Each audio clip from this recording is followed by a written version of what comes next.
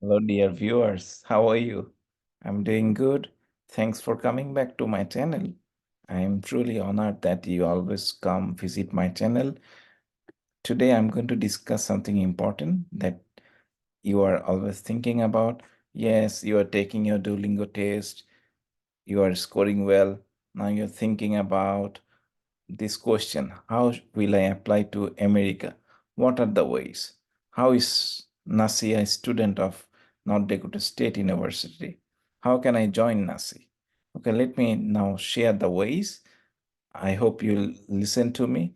If you like my video, click or smash the like button and subscribe to my channel. You have to have some patience for this video. I might go distracted. Stay tuned and you will be benefited, no doubt about it. So, number one, if you want to apply, you need to have some money, right?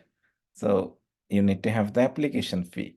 And what's the amount of the application fee? That is $35. $35. Keep that in your mind. Okay, so when is the deadline? So look at this website from NDSU. The deadline is May 1. Okay, and spring application deadline is October 1. Summer application deadline is March 1. But I can talk about my department. I am from the Department of English, North Dakota State University. Our deadline is February 1. So try to submit your application if you want to do your master's or PhD in the Department of English before February 1. Okay, it means not even 1 month is left. Then fees, I said $35. So you have to have that money. And if you apply to NDSU earlier, you don't have to sign up again. You can use your previous email ID and you can write your password and sign it up. But if you don't have a previous application, then you have to write your first name, last name, write your email address, then the code will be sent to you and use that code and sign in again. So easy. It's just like your Facebook account. Isn't that difficult, right? Now, let me go back. Yeah. So what you will do, uh, if you are applied, if you are applying to a program in the NDSU College of Engineering, you are required to submit an engineering CAS application and non-refundable 93 application fee. Click here for more information on that process. So I'm not in the engineering department. I'm not an engineering major. So you might want to read this website, and if you have more questions, you can ask the graduate director, or you can ask your seniors, somebody studying here, or you can ask other relevant people. I'm not credible enough to talk about this thing. So usually I'm talking about the general application. Then you go to, this is important. Okay, so suppose you're paying, you have all the important documents, but how will you convince your department that you are interested in the program? That is in statement of purpose. People also call it personal statements or statement of purpose. So if you want to have a statement of purpose or an SOP, you have to write an application, right? You have to show an interest. So how many words? 700, say 500 to 700 words. It could be 2 pages or more than 2 pages. Within 2 and 3 pages, you can say. So what will you write there? I also have a sample of an SOP. You can watch that video. You can see how I wrote my SOP. But I would tell you, if you want to write your SOP, always tell a story. Okay, you can find the document here, uh, somewhere there.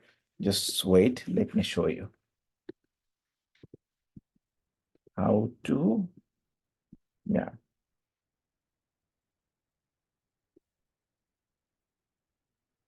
See, here you can use that document of your SOP, or I would say this one is better.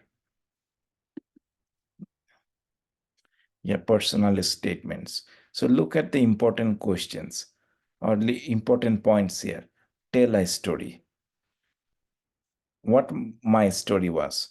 In my SOP, I wrote that I want to improve my English. I want to improve my command over the language. I'm always curious about learning. I want to go back to my country. And in order to go back, in order to become more proficient in my subject, I need to study at NDSU because it offers the best chances to help me improve as a writer, a critical thinker, and a fluent speaker. So I shared all these reasons. I also told that I'm teachable. I wanted I want to gain more insights into the cultures, into the environment of the USA. So these are the things I wrote about. I focused on that topic. My topic was struggle. So throughout my story or SOP, if you look at my sample, you see that I always talk about that topic. I do not beat around the bush. In another SOP, which I submitted to West Virginia University in 2021, I wrote about political things, I wrote about religious things, which are extremely prohibited. You cannot use religious and political topics in your SOP. That's why it was rejected. And I did not focus on one simple angle. I just hovered around, I beat around the bush. I did not keep myself focused on the topic. So try to focus yourself on the topic. Also, concentrate on your opening paragraph. Your first paragraph is important. Talk about your life, talk about your achievements, but focus on the angle and try to stay relevant to the topic. Also, write a very good paragraph. The first paragraph is the most important paragraph of your SOP. And do not, my personal suggestion is do not use long sentences, keep it short and simple. And do not use adjectives too much. Okay, try to write simply, write in an effective manner, and write your own SOP. Be honest. Do not have to write something that you don't know about. Just share the things you know. Okay, be honest. Because let's say you wrote things dishonestly, you've come to the USA, you're studying, but you will struggle because you overpromised and your teachers expect more and you are failing to deliver. So be honest, you're here to learn. I'm not a native English speaker. I'm here to develop myself. I'm here to develop my writing. Nothing wrong in that. So be humble. Okay? So these are the things. Avoid cliches. Uh, then how to write a CV. I have a sample for you. Yeah, let me show you the sample. Our university, see, is full of resources. You can gain a lot of important materials from our university. See, here we have a sample. You can use that sample. Education, you can talk about your personal professional experience if you have any. You don't have to make it big. You can keep it to a resume. Resume is within 1 or 2 pages, or it could be a CV. It could be more than 1 page. Okay, or more than 2 pages. If it is more than 2 pages, it is a CV. If it is within 2 pages or 1 page, it is a resume.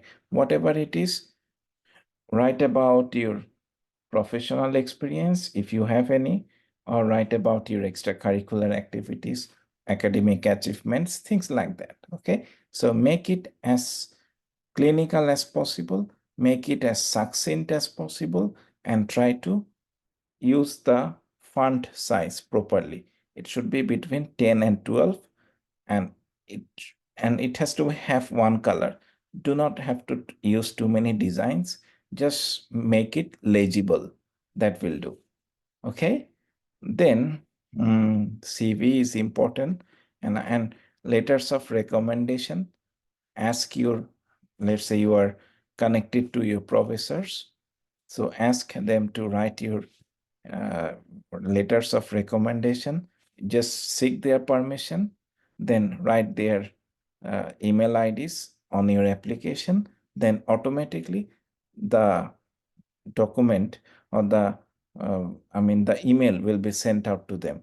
Let me give you another example. Let's say, yeah, for this year, I applied to West Virginia University and North Dakota State University for my PhD program. So I needed my referees. I sought out my professors. I asked them whether they would be able to write my letters of recommendation or not. They said, yes, we would, thankfully. And I love them for that. And they are great people. So, what happens? So, I used their name, designation, and email ID.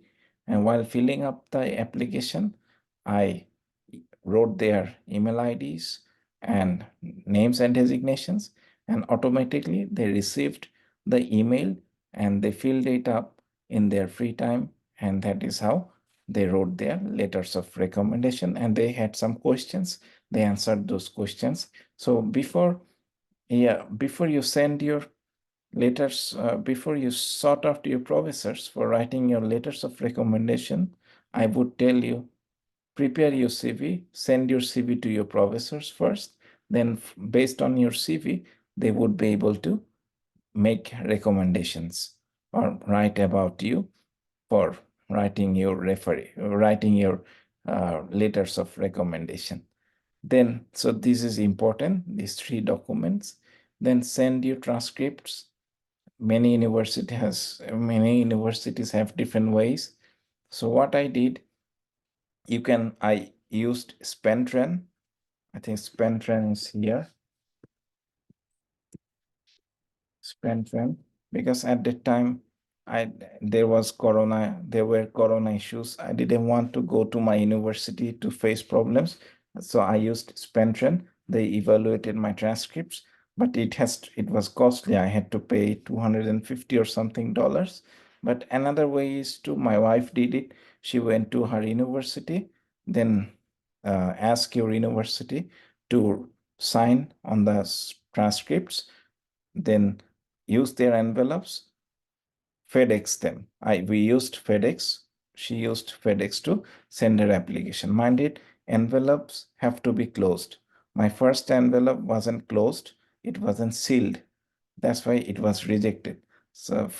But next time I had to send a sealed envelope.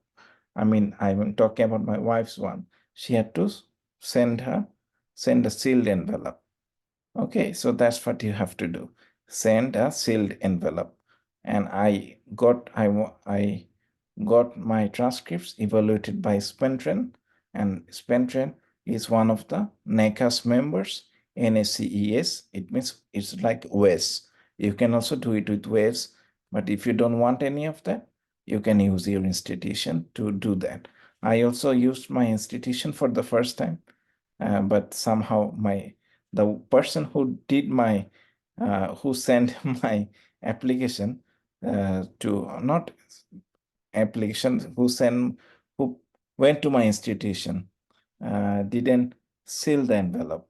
So very important, seal the envelope, and do not use your personal name, use your university's name on top of the envelope. This much I can tell you. Uh, and Duolingo scores 125 for English department, and in other departments it could be 105, 115. It depends on your university, okay, or criteria of that department. I talked about transcripts. I talked about official. See, here you get everything. I'll share the links in the description below. And this is the mail address, and this is the delivery address. So these are the important facts that you might have to consider. Thanks for watching my video. I'll share the links in the description below. Read them, click on them. If you have any questions, feel free to ask them in the comment section. I'll be happy to answer them. But personally, I can't do much. I can't give you more information. Sometimes you may ask me, can you give me the links of the graduate director? No, this is not for me to discuss. You have to find your own way, because I don't want to be in any problem for anyone else. Okay. So I hope you understand. Thanks for watching my video. I love you from the core of my heart. And questions, ask them in the comment section. I will reply to you. Comments, feel free to comment. And hopefully you found this video helpful. Take care and Happy New Year. Yeah, once again. Bye-bye.